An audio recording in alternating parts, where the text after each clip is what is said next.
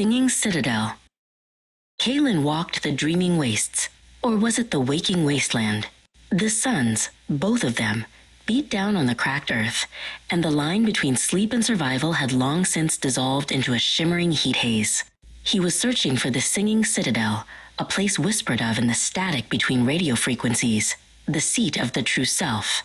He carried the Wasteland Wisdom Kit, a collection of strange tools for a singular purpose.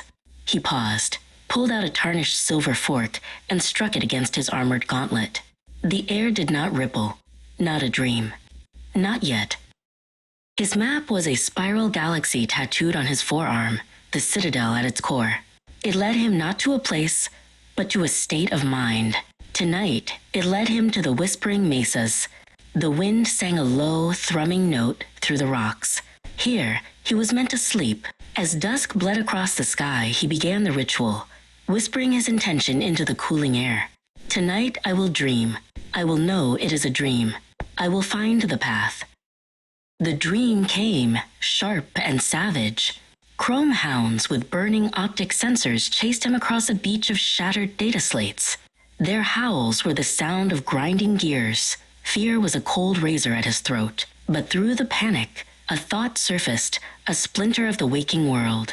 This is too much. This is a performance. He skidded to a halt, turning to face the lead hound. He held up his left hand, and with his right, he pushed his index finger against the palm. There was no resistance. His finger slid through his palm as if it were smoke. The world snapped into focus with crystalline clarity. He was dreaming. He knew he was dreaming. He looked at the chrome hound, now frozen mid-leap, and laughed. The sound echoed, and the hound, the beach, the entire nightmare, shattered into a billion particles of light, leaving him floating in a silent, starry void. The next dream was a paradise. A jungle of tangled wires bloomed with incandescent flowers, and a river of cool black oil flowed between banks of rust-red sand. He knelt to drink, but paused. The sky, it was a perfect, swirling galaxy, just like his tattoo, just like the one he'd seen above a gnarled tree in the waking wasteland. A reality check. He waded into the oil river, closed his eyes, and inhaled. The oil filled his lungs, cool and clean as mountain air. Lucid again. The waking wasteland grew strange. He'd see the incandescent flowers blooming on dead thorn bushes, only to blink and find them gone. He heard the distant howl of chrome hounds on the wind.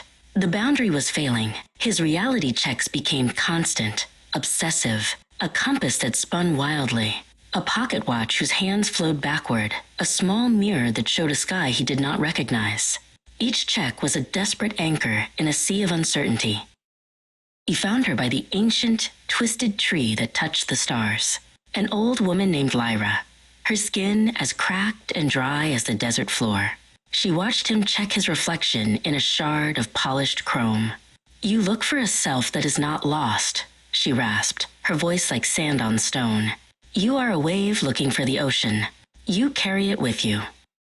That night, she led him into a shared dream. They stood on a dune, overlooking the singing citadel. It was exactly as the legends described, a fortress of pure light and sound, its crystalline spires humming with a perfect, resonant frequency. It was beautiful, sterile, and utterly empty. "This is what you seek?" Lyra asked. "A prison of perfection? A self separate from the whole?"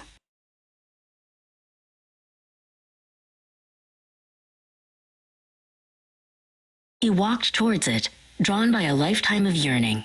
He saw his reflection in its walls, a warrior, a seeker, a hero, a construct. He reached out to touch the gate, to claim his prize.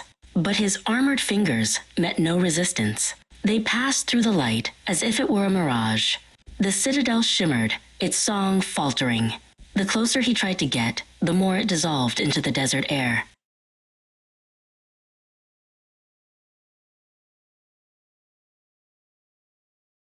The quest had failed. There was no citadel to conquer, no true self to find.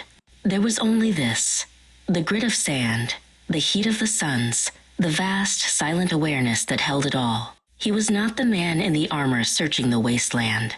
He was the wasteland. He was the search. He was the awareness itself. He let his compass fall, its needle spinning uselessly in the dust. And for the first time, Kalen was still.